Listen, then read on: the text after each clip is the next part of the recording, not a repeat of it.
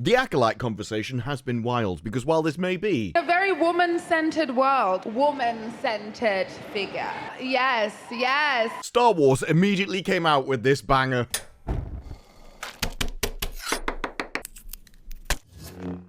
I just want to watch television. Get in the kitchen now and make me some noodles. They better be from scratch. Star Wars is very, like, patriarchal. That's why in a show where the cast was selected simply because they look good on a spreadsheet, it doesn't even seem like a big deal anymore when the main actress has said this about a previous show. Well, I mean, white people crying actually was the goal. Unfortunately for her, it's had the opposite effect. This show I found pissing hilarious. You lost your entire family. Your mothers. It's like trying to bang two USB-C connectors together. I don't even know how that'd work. The suspect matched your description. Oh, they're a big fan of curtain tassels. Carpet tassels. I want it to look like a carpet.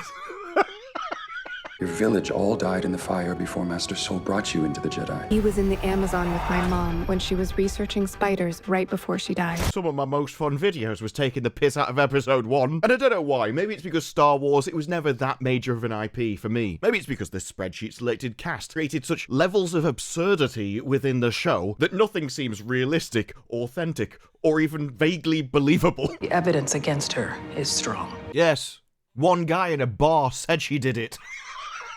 The pressure gauge is spiking. Now we've got a massive fire on the ship in space. Attack me with all your strength. And there have been some recent deaths due to the major incident, but that's over now and everything's fine. Maybe it's because it's so safe in order to protect the fragile sensibilities of the weak and feeble-minded. Get ready for pronouns in Star Wars. Or maybe it's simply because it's arguably the gayest Star Wars. Because in that, we can all agree. We travel to a place that looks like Slough. Old, dirty, and with inhabitants that barely look human. But this girl steals a ball and commits criminal damage with it. Of course, it turns out she's just being paid to be a distraction by an evil assassin. And so that just makes it all much better. Remember, this show's supposed to be morally grey. Our presence makes children evil! Probably not the message they're trying to send out, but it is true. So after she just lobs a ball on his face, it just opens the door, and she walks right on in. No guards, no protection, no security. And I actually thought this would be the biggest problem with the building. No, this might be the most insecure building ever made, as the only struggle she even has are these people who are just talking in a hallway. So as soon as they walk off, she strolls on in. Even meets someone coming the opposite way, and she's like, no, I don't care about that anymore. If we're not going to try and avoid one person, why did we care about the others? Oh, there was a bloke in that group, so he'll be cleverer and try and stop me. But as she is a Sith and therefore purely evil, she finds a floating Jedi. Master Torben. Master Torben might have the strangest hair of any person. It's like he realized he was going bald and decided to grow out Saturn's rings. Although even with that, I still think he beats the mop. What is seen cannot be unseen. Either way, she utters her standard lines. Master Torben, we have unfinished business. Okay, but why should I care? Attack me with all your strength. As I'm unleashing my PhD in cringe. She suddenly, though, gets confused. How come he isn't reacting to me? Does he not know how important I am? How dare he ignore me? How dare he see through my thin facade and see me as the unimportant piece of scum that I am? Can't even get near him. She's just that weak and feeble. He could just repel her by his very thoughts. And yes, this is as pathetic as it seems to be. This guy is just so superior to her, like she can't even get near him. We're supposed to believe that she could ever follow through on a grudge of a person she can't even touch. I mean, talk about punching up. She can't even reach. So we get a bit of miming. Oh, I'm pushing against nothing. His ability with the Force and the light side is so astronomically higher than mine, I don't know what I'm gonna do. I mean, I wouldn't have personally chose that option myself. Having realised that this guy outclasses you on talent, ability, and looks. Look, I wonder what happens if I take both my feet off the ground and hit him. That's what happens. This is a live example of what happens when a tick box goes for a job interview at a normal company. Kick into an air didn't do anything, so now I've got steel. That'll do it. An acolyte kills without a weapon. Repelling you with the Force, love. You can't break the Force just because you've sharpened a bit of steel. So that goes literally as well as anyone else would have expected. If she'd fired an ICBM at him, I would have been like, well, yeah, at least she escalated. That adds so much force to your blow, doesn't it? If you really wanted to get to him, you should have used something that could penetrate the force, but still cause him pain. Like a song by Aquafina or something. Coders, come and try us with a He would have broken in a second. You're gonna make me beg, aren't you? At that moment, though, she hears shouting from beyond the door, and so she needs to escape. Yeah, she just goes through a hole in the ceiling. Get her back here right now, so I can loofah her to death. At first, I thought she was just hiding in the ceiling, probably braced across the roof or something. But no, because he walks in, checks around to make sure there's no one there, because he's probably heard noise by this point, and then does what very few people do in movies, especially if they're security guards.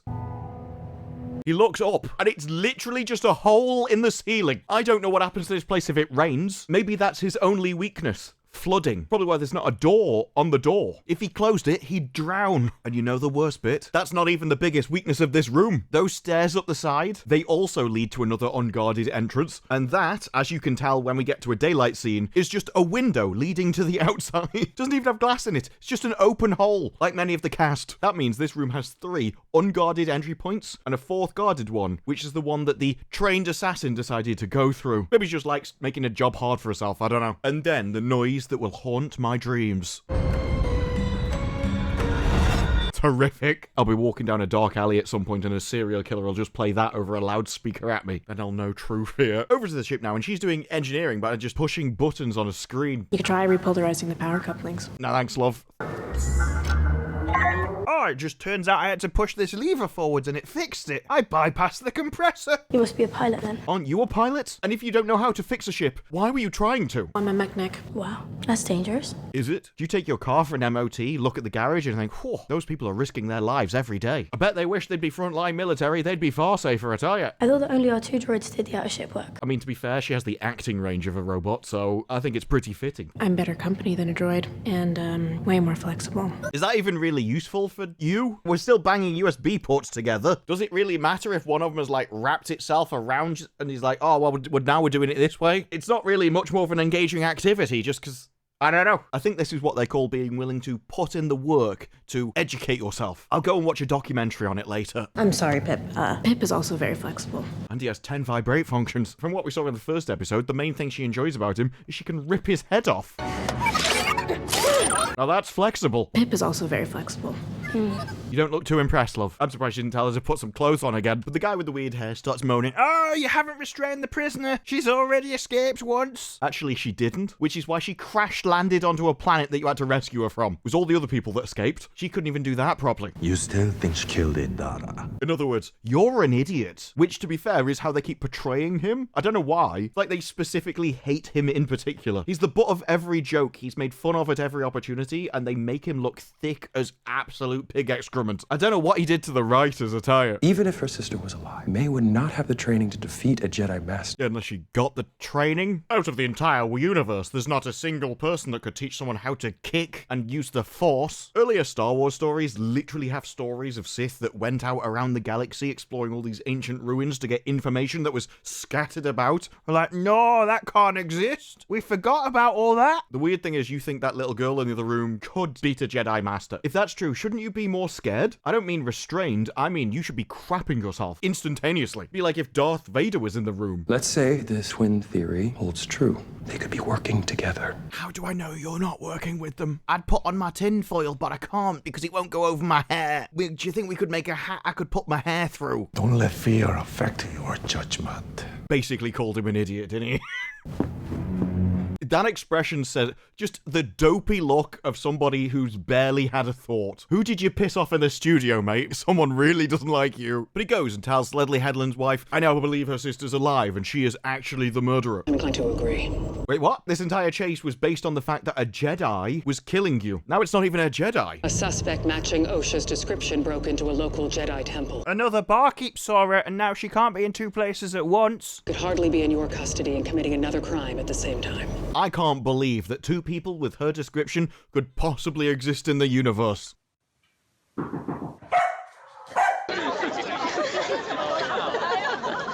So he gets instructions to go and investigate the new crime and to take her with him, because she could be an asset, especially if it is her twin that's involved. Set a course for Olega. Olega. Torben is on Olega. And a partridge in a pear tree. Olega. Olega. Torben is on Olega.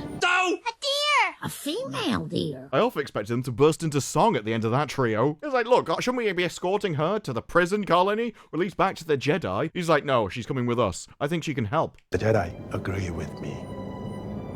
Oh, well, I mean, if you've been told to by Lesly Headland's wife, I can't argue. She is the showrunner after all. It's like, what? He's a Jedi Master. You're a knight. He's in charge of you anyway. If he tells you to jump, you should ask with the Force or without. Instead, all we get is back talk. Oh, we should be doing this. Until eventually he's reduced to going, a woman told me to do it. He's like, oh, okay. I'm not going to argue with that then. Setting course for Olega. I wouldn't want to enrage one of them. Back now to the city centre of London. A crap hole with people selling things on the streets, smoke, and just the faint smell of piss everywhere. With people selling random unknown chemicals on the side of the street, of which she is instantly attracted to. Hardly breaking stereotypes here, are we?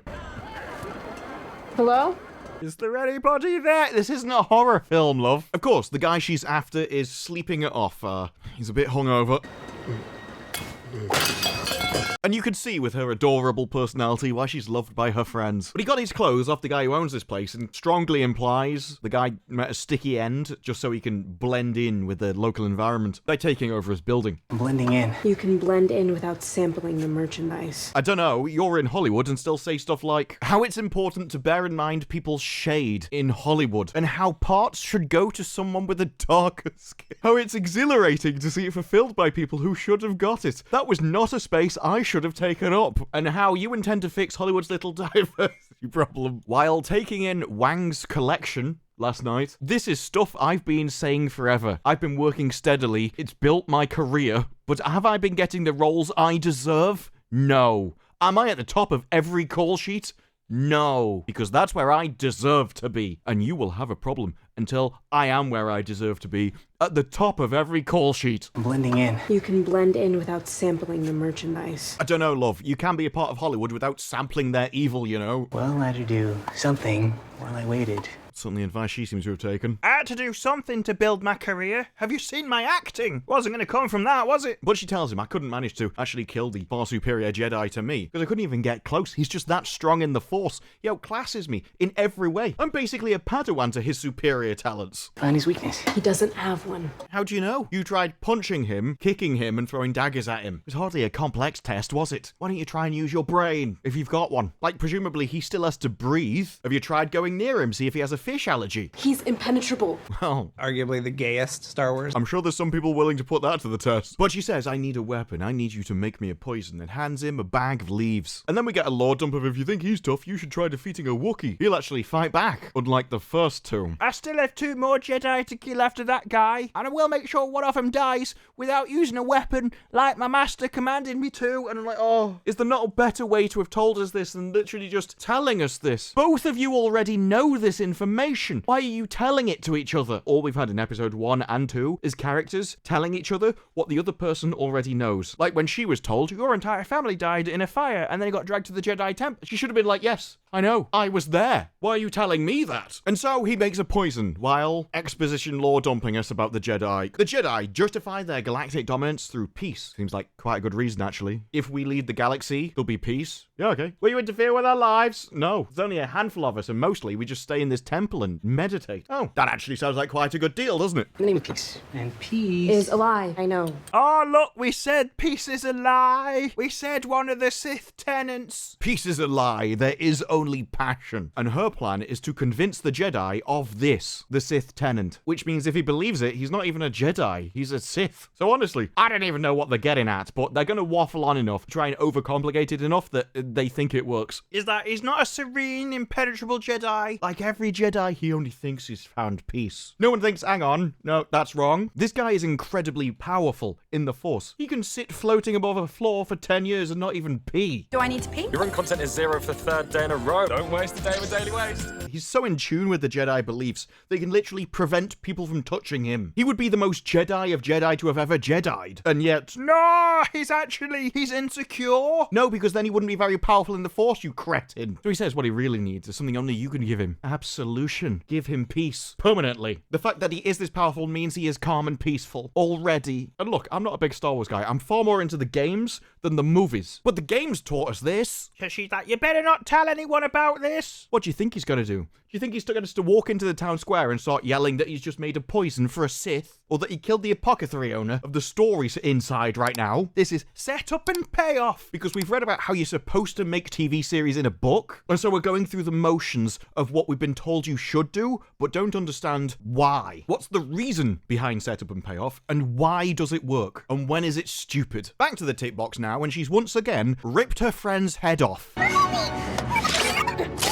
All I'm saying, seems like animal cruelty to me. Also, I don't know what she's messing with, but it kind of just looks like a USB extension cable. Or maybe like an audio one. No one will know what this is.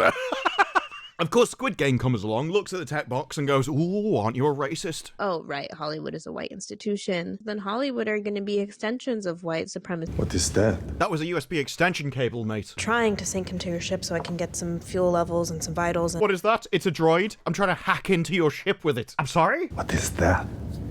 Oh, you mean her tattoo? Yeah, I think I've seen that before. Yeah, it's the Scout Regiment symbol from Attack on Titan. Is it actually? No, but this series does remind you of greater times. Times where you'd watch things and actually be entertained. Those were the days. It's like, do you believe that May is behind the murder? It's like, who else would it be? Do you believe that the person that looked exactly like you, yet wasn't you, could have been your evil twin? Yes, actually. I mean, what else is it going to be? You idiot. It's the only way to explain all of this. You idiot. She must have survived somehow. Somehow.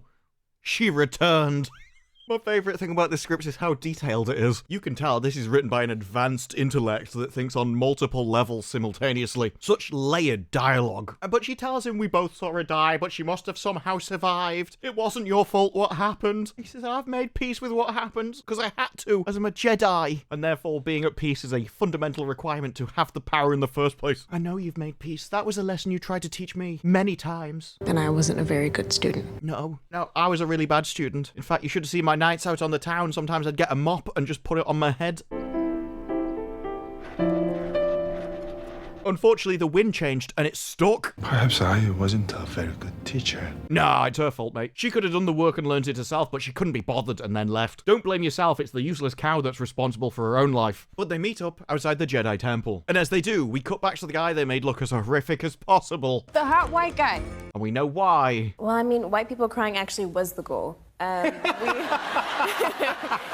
she actually comes through the ceiling, because now she realizes what's the point in security? You've got a hole in the roof.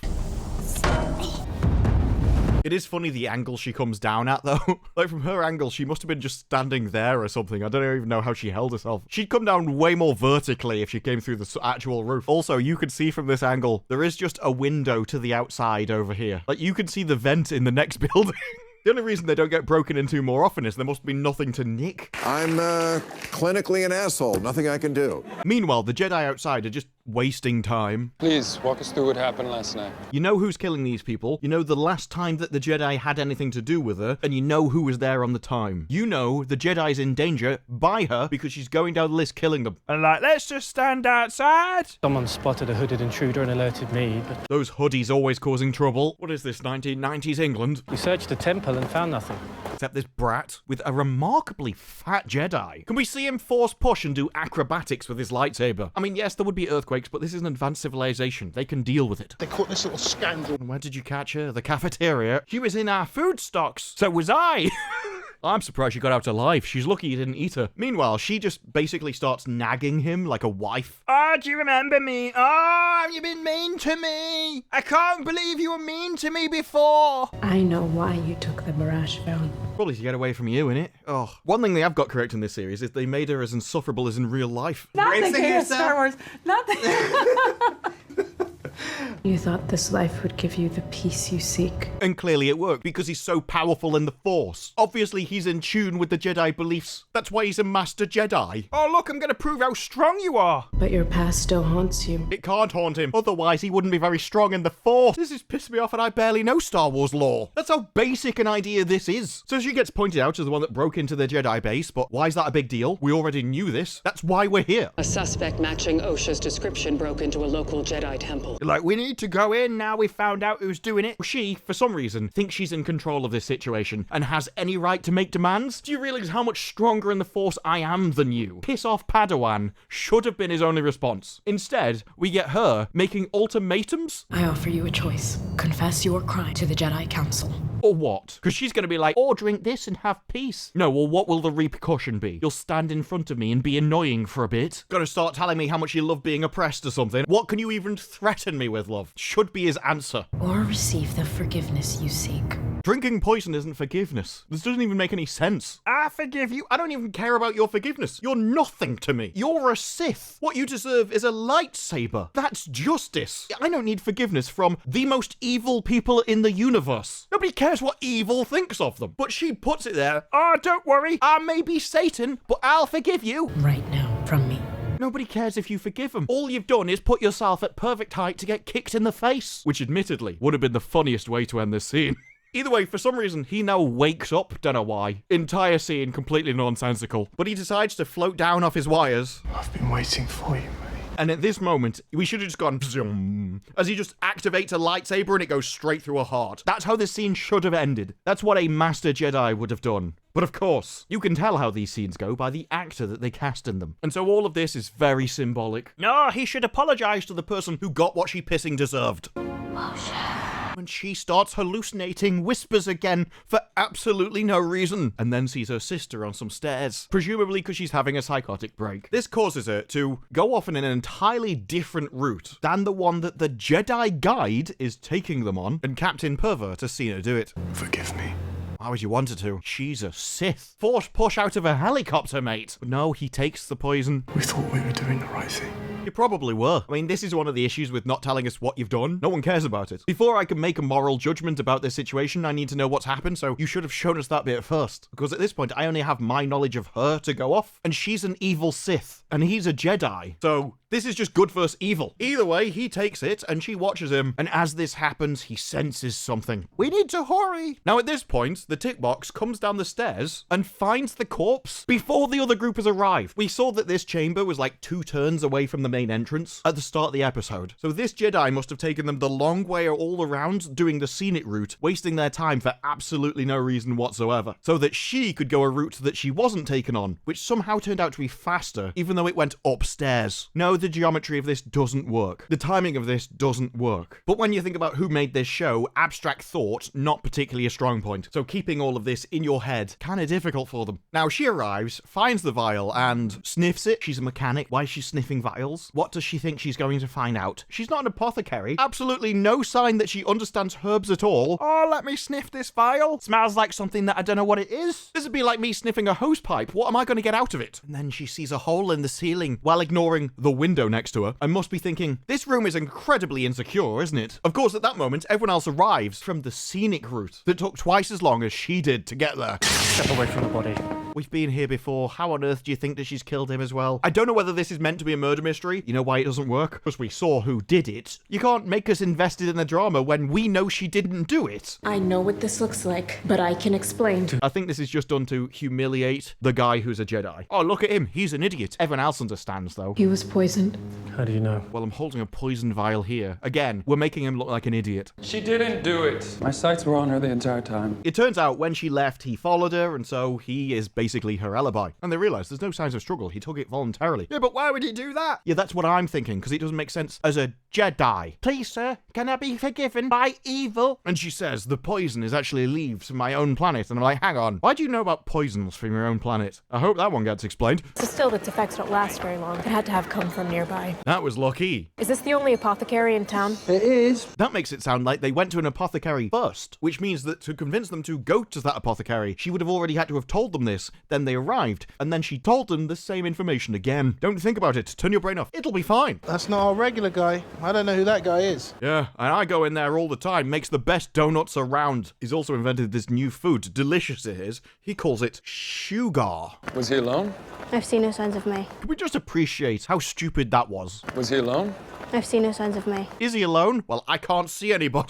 I can tell when it's raining. It's like I've got a fifth sense. So they asked for suggestions, and this guy, who they've humiliated the entire season, I despise this guy. He comes up with a plan. How about we set up a perimeter, make sure he can't escape, and I intimidate him. Then we bring him back to the ship for questioning. It's a good plan. Capture the criminal, then interrogate him. But of course, if you've got dangly bits, you can't do anything useful in this show, and so... Or we skip that, and she just talks to him. Just throw you off a roof. I mean, these are all good suggestions, but I think we'll go with the guy that wants to interrogate the criminal. Thanks. Love, we'll drop your little effeminate plan and we'll actually go for one that might work, eh? This guy made poison. Let's just have a nicely friendly word with him. Have a chat. Maybe take him out for dinner and biscuits. So she's like, we'll just send her in because he'll think she's someone else and she can get a confession. Seems like the most logical way. Oh, look at us. We call this the power of ovaries. And she's like, oh, you're so amazing. Surrounded by all this testosterone and you still manage to have your brain cell do something. I'm so impressed. Whereas I work at CG Project Red and have to take a week off work every month. No, I think we'll interrogate the leader, actually. That's far more fun. I'm in. Instead, they go with the tiny child's plan. We will follow your plan, Padawan. It's a good one. This is like the CW Arrow series all over again. Oh, Felicity, you're the best person in the world. You're so amazing. You're such a great hacker. We must affirm you at every opportunity. And so they send her in with a wire. And I say they have a wire. Well, I mean, kind of. They ripped her friend's head off again. And then glued it discreetly to the top of her top. The entire point of having a wire is it's tiny and under your clothes so nobody can see it. Or we have hidden cameras where we hide the camera. Why does the head of a droid take up half of your torso? I'm just saying it might be a bit obvious. Now, her plan to hide all of this is to put a blanket over her face, despite the fact that even as she walks, she keeps flashing the head of the droid. And the blanket is see-through. It's also another minor problem. So she walks into the store and won't be suspicious at all on this desert planet, having wrapped herself in a blanket. And he just basically starts spilling the beans for absolutely no reason whatsoever. Oh, hello. Hi. Hi. Hi. Yeah, this conversation, not suspicious at all, is it? Bearing in mind he knows that she has a twin. Also, not cops, not bound by things such as entrapment. She could walk in and start the conversation. Hey, that poison you gave me really worked well. Got the job done. You alright? You're back so early. Yeah, it's very suspicious, isn't it? All of this is suspicious. We just keep saying hello back and forth, and you're acting weird. Maybe despite all of these signs, I should just tell you my entire life story. May, are you okay? I mean, we're all suspicious. There's so many signs, and I still haven't thought about anything, despite the fact that I'm telling you you're weird. Did the poison work? Notice how that's ADR'd, by the way? Yeah, because it wouldn't make sense in the script, would it? Are you okay? You're acting weird. This is all very suspicious. By the way, that poison I gave you, did that work? The only way we could make the little alien's plan sound better than the bloke's is to write everybody like they're idiots. That's it. That's all we need. Let's pull her out. Wait. That was lucky. It's all we need, because we just made him say it. Because it was actually a terrible plan. Wait, you killed Torben without the poison? That must be the explanation, yeah. I mean, you've just walked in here and not said anything, and I've just decided to spill all of the entire story at your face, while telling you how suspicious this is. No, I used it.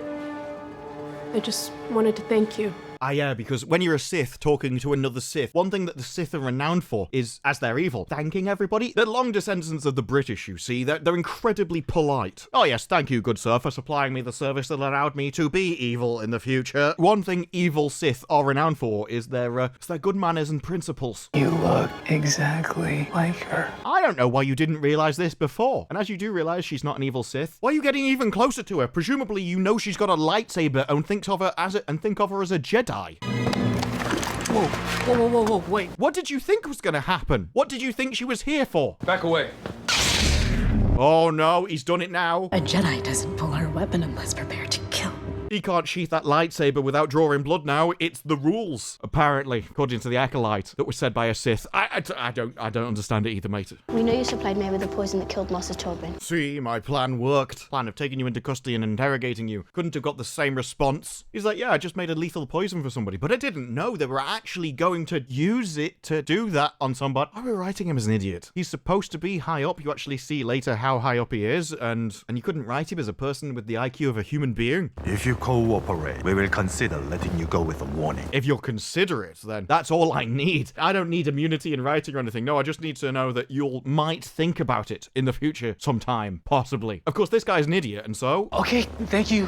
Thank you, sir. Oh, I'll have to tell you everything now. I mean, you've told me that you might consider doing something possibly. So he says, I'm just a supplier. She gives me money, I give her stuff. Supply us with the truth. Who is he? I thought he was with you. I've seen this episode multiple times. I still don't know what that is. I don't know whether it's supposed to be a joke. I mean, given who created this show, I mean, obviously it's not going to be funny, but it also doesn't make sense at all. Nor does it work as part of an interrogation. Or that's just a guy who walked into your store. I don't know. Does May have a master? And we just move past it immediately without even commenting on it again. Entirely redundant to the plot. Your guess is as good as mine. We keep asking her, who's her master? Who's training her? Someone must have trained her. Oh, she's being trained. But he does tell her, I know she wants revenge on 4 Jedi. She's trying to take them all out. And she'll be back here tonight. You'll be able to capture her when she arrives. There's the payoff of, oh, there's something bad would happen to both of us if you were to tell people. And now he's telling people. Foreshadowing! Cut over to nighttime where they're keeping an eye out on the store. Any sign of May? Not yet. If you can't see her from that one window, she clearly can't have arrived. It's not as if a building has 360 degrees around it or anything. I have a bad feeling about this. He faded! But the knight goes, what if this guy's lying? What if all of this is a trap? Which is a justified belief because the guy is talking about a Sith here. You'll stick to the plan. Do not interfere. Okay, thank you for that, Padawan. You're not the boss of me, you silly cow. Should have been. What he responded. Know your place. Get back in your box. No! She's Alpha Nag. Apparently, Master Sol wants to fight her alone because he's got a plan. I will confront her. What are you gonna do? Quite frankly, we're all amazed you can tie your own shoelaces. You think you can take on a Sith that can kill a Jedi Master. You can't even pull your own pet across the floor. I must face her alone. Because I have a plan, an incredibly intelligent one. She's like, you brought me here, it must have been for a purpose. He goes, no, I didn't know you were still so angry. It leads to the dark side. I do not need your permission to go out there and confront her. You're not my daddy! Is that what this entire show is going to be? Dad issues. This is why you need people with normal testosterone levels to write shows like this, so they don't write stuff like this. I deserve justice. You don't want what you deserve, love. No, I'm trying to protect you. I couldn't serve you before, but I can now. Have faith in May. Why? She's an evil Sith who's murdering people. What you should have said is, have faith in me. Obviously, I'm not going to let some evil Sith do anything to me. She's a Sith. I'm stronger than her. We're going to yeet her out the car window as we drive along a mountain path. That's what we're going to do. Hold her accountable for her actions. Then have faith in me. Yeah, don't have faith in May, the Sith. Are you insane? You're a Jedi. Have faith in evil. Has there ever been a more Hollywood Lesly Headland line? But she returns, and we know it's her because she gets a square put around her face. Thank God you did that, Star Wars. Otherwise, I wouldn't have known where her head was. Oh, that's weird. It's a walking carpet. I see her. It's May. Oh, I'm glad you said it was May, because when you said I see her when you're keeping watch for a Sith, could have meant any, but I was going to go, who have you seen? Is it Colonel Sanders? It's hungry work, the spy stuff. Chicken grease in my soul. That's how I roll. And then she gets confronted. You survived. You know she survived. That's why you're waiting. You know what? She's killed 2 people. Why are you surprised she survived? I thought you were doing it as a ghost. You killed Indara. She knows. She's the one who did it. Torben? Why are you telling her her own actions? So she warns him by throwing a knife into the soil. KFC is the gravy gospel. Before having to take her robe off again because she can't fight in it. It's a good job all these Jedi give her the time to do it, isn't it? Otherwise. So what we get is more nonsense fighting. My favourite thing about that kick is not only the cut, which doesn't actually make sense with how she lands, but if you just follow her leg down the same trajectory, it wouldn't actually have touched him anyway. She is too short to reach him at that distance. What you should have had is her stepping forwards a bit and just having it hold her at least over his shoulder or something. I don't even know what that kick was meant to be. Look where it went. Watch where her foot is going. I mean, he ducks, but she kicks it like twice his facial height. Who is she hitting? The jolly green giant? Oh, thanks for completely missing me, love. So this whole fight has been shown before. As you can see, he entirely outclasses her. What he should have done in this situation is basically just hit her in the face, knock her out, take her back to the ship, and interrogate her, like the other guy planned before. Instead, we're going to do the same thing the woman did at the first time and just defend ourselves and not do anything to her, which is the only way you're going to get answers. Capture her, restrain her, interrogate her. You attack me without a weapon. Why? Instead, he's really confused, pointing out to the audience, You're attacking me without a weapon. Why are you doing that? And she keeps reaching for his lightsaber at all times. I think the idea is she takes their lightsabers off them and then she can kill them with that, and that's what the master wanted. But that's not killing someone without a weapon. That's just disarming them. So it still doesn't fit what that guy said at the end of the first episode. An acolyte kills without need a weapon. So she's always trying to grab it and they just move out the way. So he must realize she's going for it by this point. Just draw it and slash it. Like, seriously, do something. The problem they have is she's always so outclassed by these other Jedi that they should just knock her out. They wouldn't even struggle. However, she realizes she's losing, so goes for the knives. Except they're not there.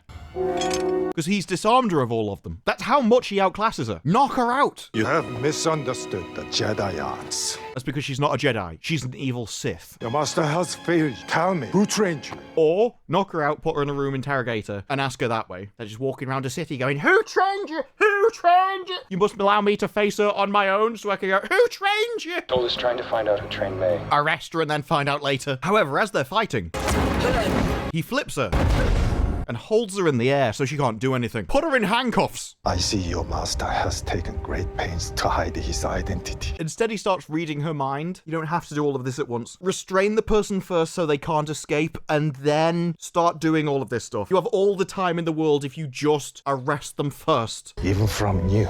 You don't know who he is. Get out of my head, Jedi. I mean, there's plenty of room. We could drive a train through your ears and not actually damage anything. So he lets her go. And you're like, just arrest her. At that moment, a dagger slides down her sleeve and she's hidden one. And we find out that actually, for some reason, this one thinks her sister is dead. I don't get it why. My sister is dead! I hope that gets explained later. It's not as if you couldn't have found out. She wasn't in hiding or anything like you were. OSHA is alive. You lie! Why would you think he lied? He's a Jedi. There isn't even any reason for him to lie. What would he get out of it? But she throws the knife. Kept in humiliation on the balcony, pulls it towards him instead, and saves his life. He speaks the truth. Oh, well, I didn't believe it when he said it, but now his friend has told me. Obviously, that must be true. OSHA lives. Oh my god, she lives? I mean, I thought one person was lying to me, but now two people wouldn't lie to me who are on the same side. So she runs. However, she's stopped by him on one side. And rather than doing something like pull her towards him so that he can just hit her in the face, he thinks that the best idea is to push her away from both of them so no one can capture her. You know what your plan is here, mate? Well, it seems that their plan is to get a helicopter with a searchlight on the top of it and literally point it at her and go, oh, we can see now. There's no way you can escape now. I've put a torch on you. You are under arrest. Well, I'm glad it was told to me by somebody as intimidating as a tiny little girl. That'll make me surrender. Oh no! Someone with no dangly bits is looking at me. I just love how they've come out of the sky and started using a bullhorn like it's GTA 5 or something. Lay your weapons down and surrender. We saw you come out of the target. Put the stuff down. But she realizes, hang on, I'm on a sand planet. Is that, come on. I know you're evil. I know you're pure evil because you're a Sith. But just take my hand. It's fine. I'm a gullible, naive Jedi, you see.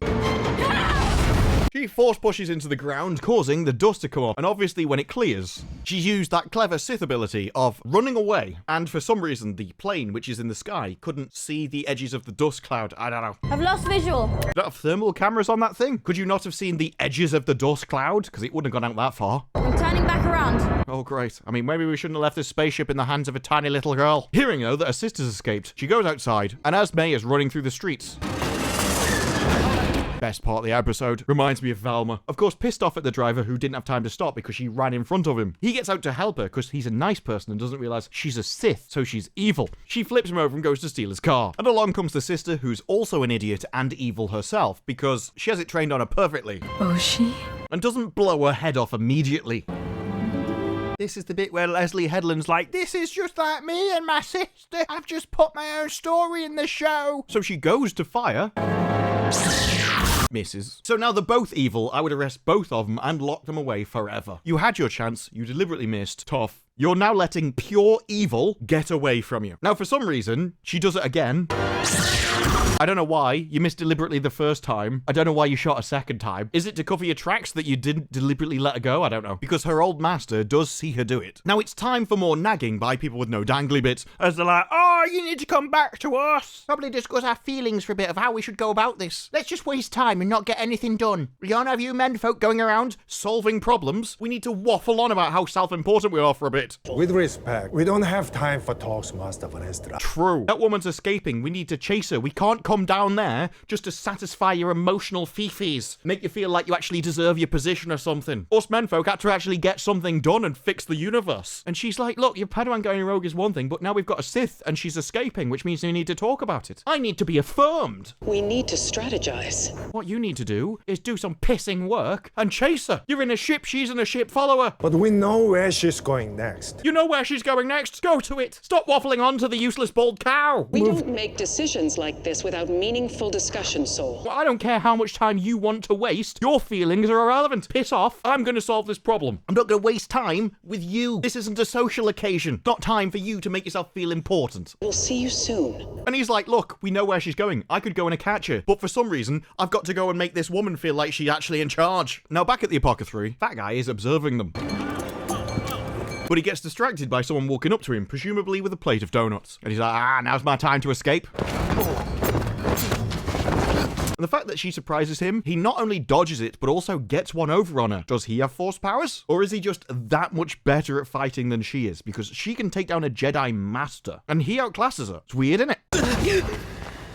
He even is at a point where, if he wanted to, he could just push, and he'd win forever. You sold me out to the Jedi. Look, in this position, love, I don't think you have much right to mouth off at him. Anytime he wanted, you could be missing a very vital limb of your body. I should kill you for betraying me like this. You couldn't kill him. He's just proved that you couldn't do it. This is worse than Fallout, where the guy needs medical treatment, and he's like, if you give me medical treatment, I'm gonna make your life a living hell. She's like, I should kill. He's like, I could do it to you at any time I wanted. Look, you're weak, pathetic, and overpowered. So instead, he bribes her with information. I know the next place you need to go. Again, this is weird. It's like he's guiding her along the path. It's like, okay, are you the one in charge? Are you the secret leader? Are we supposed to think that? And actually, you're in contact with the leader, guiding her instead. So she thinks that you're her underling when actually you're above her somehow. When instead, he's guiding her to where the Wookiee Jedi is. You found Kelnaka. You found who? I'm sorry? You found Kelnaka. Kelnaka? Not Chewbacca? Remarkably similar names, aren't they? He's gone, come on!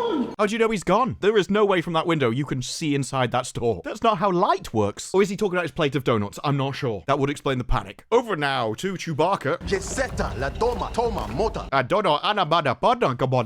I love these foreign language. Like Tolkien, they aren't. It's not just a guy in a furry suit, we promise. This guy makes a lot more sense than the other Jedi, don't they? You know the ones, where they don't actually use the Force to just disarm the person. Personally, I would have shot them with it myself rather than try to snap it in half, but that's me. And so they peg it, and this guy just seems to get annoyed and just walks across the very tiny set.